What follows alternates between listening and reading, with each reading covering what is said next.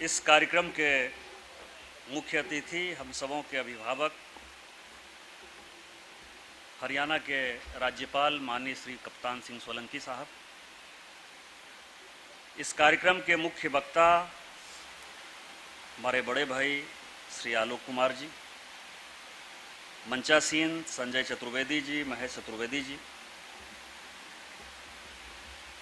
और विशेष तौर पर जिनके कारण ही मैं बार बार हरिद्वार आता हूं, वैसे हमारे गुरु भाई आशीष जी, जिनके बारे में मैं अपने सारे दोस्तों को बोलते रहता हूं कि कहीं यदि संत देखना हो, कहीं यदि गरीबों के प्रति कोई न्याय देखना हो, काम देखना हो, तो उसको दिव्य सेवा मिशन जरूर जाना चाहिए। आशीष जी का काम वैसे जरूर देखना चाहिए। वैसे हमारे भाई श्री आशीष गौतम जी, आए हुए सभी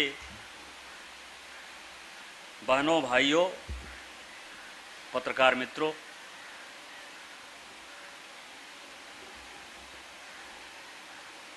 माननीय आलोक कुमार जी के बाद और मेरे बाद जब माननीय कप्तान सिंह सोलंकी साहब बोलेंगे तो मेरे जैसे लोगों के लिए बड़ी समस्या है, क्योंकि जो विषय है कि वर्तमान भारत के विकास में एकात्म दर्शन की भूमिका, एकात्म दर्शन की जब बात आती है तो दीनदयाल जी की बात आती है, और जिनका अध्ययन इसके बारे में बहुत ज़्यादा है, जिन्होंने इन चीज़ों को जिया है, वैसे माननीय कप्तान सिंह सोलंकी साहब और माननीय आलोक कुमार साहब का खुद का जीवन है, तो वो जो कुछ भी बोलते हैं वो मन से बोलते हैं। इसीलिए मन से बोलने वाला आदमी और समझकर बोलने वाले आदमी में फ़र्क होता है।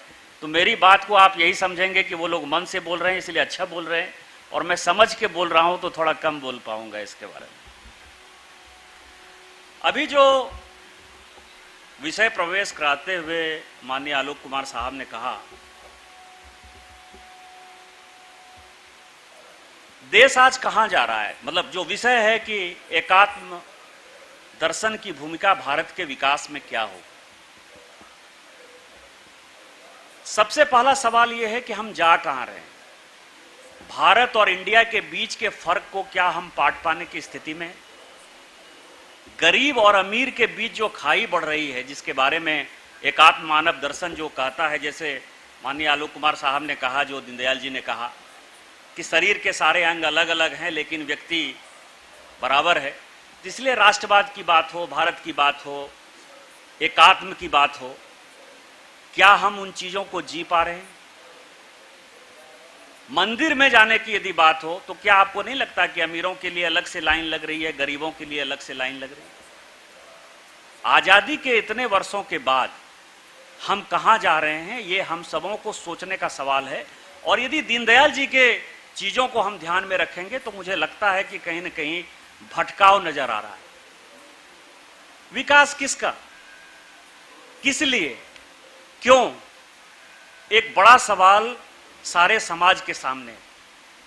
और हम विकास की जो एक भूमिका बनाते हैं, वो भूमिका यह है कि जो पिंजड़े में बैठा हुआ शेर है और जंगल का जो शेर है, दोनों को हम बराबर आंकने की कोशिश करते हैं। पिंजड़े में जो शेर बैठा हुआ है उसकी आवश्यकता अलग है, लेकिन जो जंगल में शेर बैठा हुआ है उसकी आवश्यकता अलग है। यदि हम शहर में रहते हैं तो शहर में रहने वाले हमारे लोगों की आवश्यकता अलग है, लेकिन यदि मैं झारखंड में रहता हूं तो झारखंड में रहने वाले लोगों की आवश्यकता अलग है। उनको वहीं रहना है, उनको अपने मिट्टी से प्यार हो सकता है, उनको अपने माइन से प्यार हो सकता है, उनको अपने पेड़ से प्यार हो सकता है। लेकिन लोगों को क्या लग सकता है, जैसे हम शहर में रहते हैं तो शहर में रहते हैं तो हमको लगता है कि नहीं नहीं, ये पेड़ नहीं होना चाहिए, हमको चौड़ा चौड़ा रोड होना चाहिए, हमको एक शॉपिंग मॉल होना चाहिए, हमको एक बढ़िया सा होटल होना चाहिए, हमको एक मल्टीप्लेक्स होना चाहिए जहां हम सिनेमा देख पाएं।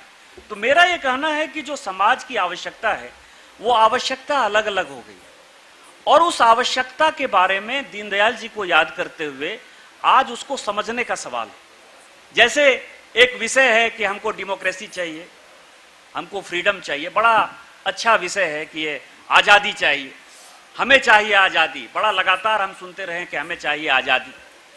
आज़ादी चाहिए, किस चीज़ से आज़ादी चाहिए? हम तो राष्ट्रवादी लोग हैं, राष्ट्रवाद की बात करते हैं, देश की कल्पना करते हैं, और आजादी के बारे में सोशल मीडिया में लगातार होता है कि आजादी, कोई बोलना चाहता है, कोई बकना चाहता है, कोई करना चाहता है, आपको इसको रोकने की क्या आवश्यकता है? भाषण कौन लोग दे रहे हैं? भाषण कौन लोग दे रहे हैं? भाषण वो कम्युनिस्ट विचारधारा के लोग दे रहे हैं जिन्होंने रूस में किसी आदमी को आजादी नहीं दी, जिन्होंने चीन में किसी आदमी को आजादी नहीं दी। चीन में आपको पता है कि स्टूडेंट का यदि आंदोलन हुआ तो हजारों लाखों जो स्टूडेंट हैं उस आंदोलन में जो है मार दिए गए। क्यूबा में किसी को आजादी नहीं दी, युगोस्लाविया में किसी को आजादी नहीं दी। यहां के चीन का जो पूरा विचार है, रूस का पूरा विचार है, उस कम्युनिस्ट पार्टी ने अपने पार्टी के अंदर किसी को आजादी नहीं दी थी। सोमनाथ चटर्जी इसके सबसे बड़े उदाहरण है कि यदि उन्होंने नोट ऑफ डिसेंट दिया कि स्पीकर के नाते हम न्यूक्लियर जो बिल है वो लोकसभा में पास कर देंगे, तो उनको उन्होंने पार्टी से निकाल दिया। जो इतने इंटॉलरेंट लोग हैं, जो इतना आजादी नहीं देना चाहते हैं, वो आजादी की बात करते हैं। और समाज में हमारे जैसे लोगों को ही ये बताने का प्रयास होता है कि नहीं, कोई यदि आजादी मांगता है तो आपको अपने को क्या परेशानी, आजादी दे देना चाहिए। इसीलिए आज ये विषय बहुत ही प्रासंगिक है कि क्या सोचने का सवाल है और क्या समझने का सवाल है। एक शब्द आता है नेचर, क्या कहता है, कल्चर हमारा क्या है और परवर्सन क्या है। नेचर क्या है? नेचर ये है कि माँ जो है बच्चे को पैदा कर देती है, माँ हमारी है। हमारा कल्चर क्या कहता है? हमारा कल्चर वेस्टर्न कल्चर नहीं है, जिसके बारे में माननीय आलोक कुमार साहब कह रहे थे। हमारा कल्चर क्या है कि जो अभिवादन शीलस्य नित्यं वृद्धा पसे बिना चत्वारी तस्य वर्धन्ते आयुर्विद्या सो बलम, यानी जो हमारे बड़े हैं उनका हम अभिवादन करते रहे, उनका इज्जत करते रहे, उनका सम्मान करते रहे, उनका आशीर्वाद लेते रहे, उससे आयु, विद्या, धन और बल, ये चार चीज अपने को मिलता है। हमको तो यही सिखाया गया है, हमारा कल्चर यही है। लेकिन परवर्सन क्या है? हम आज युवा भारत की बात करते हैं, हम हमेशा जोर जोर से चिल्लाते हैं कि इतने युवा हमारे यहाँ हैं, इस युवा को स्किल कर देंगे, इस युवा को रोजगार दे देंगे, इसको दे देना चाहिए। उसके लिए सरकार बहुत काम भी कर रही है और माननीय मोदी जी इसके लिए बधाई के पात्र हैं कि उन्होंने स्किल इंडिया के लिए इस देश में जो है क्रांति जगाने का प्रयास किया, स्वच्छ भारत के लिए जगाने का प्रयास किया। लेकिन परवर्सन क्या है? जो ज्वाइंट फैमिली है वो टूट रही है। वाइफ हस्बैंड नौकरी करके कहां अमेरिका चला जाएगा, लंदन चला जाएगा, और जो उसके बूढ़े माँ बाप हैं, यदि युवा एक तरफ बढ़ रहा है तो उसी संख्या में यहां बूढ़े भी बढ़ रहे हैं, जिसके बारे में लोग कम चिंता कर रहे हैं। जिस तरह से मान लीजिए आशीष भाई काम कर रहे हैं, आशीष भाई क्या काम कर रहे हैं? आशीष भाई की तरह यदि प्रेरणा लेकर हम यदि काम करना चाहेंगे तभी कुछ हो पाएगा। वो किस लिए काम कर रहे हैं? उन्होंने घर द्वार छोड़ दिया, शादी नहीं की, वो क्या कर रहे हैं? सभी मित्रों के बीच में जाते हैं और वो कहते हैं कि कुष्ठ रोगियों का मुझे सेवा करना है, कुष्ठ रोगियों के बच्चों को हमको पढ़ाना है, उनको पढ़ाकर समाज आज तक जो है कुष्ठ एक बड़ा रोग माना जाता रहा है, कुष्ठ छुआछूत की बीमारी है, ये धारणा लोगों के बीच में आती रही है। इस भ्रांति को आशीष जी ने तोड़ा है। उसी तरह से जो नेतृत्व है, जो नेता है, जो समाज के लोग हैं, जो आप जैसे लोग बैठे हुए हैं, जो हमारे यहाँ बुजुर्ग कप्तान सिंह सोलंकी साहब, आलोक कुमार साहब जैसे लोग हैं, जिनके ऊपर की देश, दुनिया, समाज, राष्ट्र एक दिशा की तरफ देख रहा है। यदि उस देश, दुनिया और समाज को हम एकात्मवाद की तरफ बढ़ाने की कोशिश करेंगे, उसको एकजुट रखने की कोशिश करेंगे और एक दिशा देने का प्रयास करेंगे, तभी इसके लिए कुछ हो सकता है। और यदि नहीं कर पाएंगे तो जो हो रहा है सो हो रहा है। बच्चे जो है माँ बाप को निकाल दे रहे हैं, बच्चे माँ बाप को कहते हैं कि आपने कितना पैसा हमारे ऊपर खर्चा किया। तो इस तरह का जो संबंध टूट रहा है, समाज टूट रहा है, और इसके लिए समाज को एक सोचने की आवश्यकता है कि क्या हो सकता है, क्या नहीं। इसके बाद जो सवाल है कि विचारधारा, जिसके बारे में कि बहुत बात करते हैं, हम लोग कहते हैं कि हम लोग एकात्म विचारधारा के लोग हैं, राष्ट्रवाद के लोग हैं।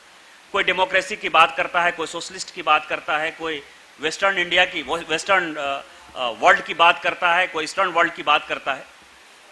लेकिन आज समाज में विचारधारा का क्या लोप हो गया है? आप ये देखें, मैं इसी उत्तरांचल में, आज उत्तरांचल में किस तरह का पॉलिटिकल क्राइसिस चल रहा है, किस तरह का पॉलिटिकल क्राइसिस चल रहा है।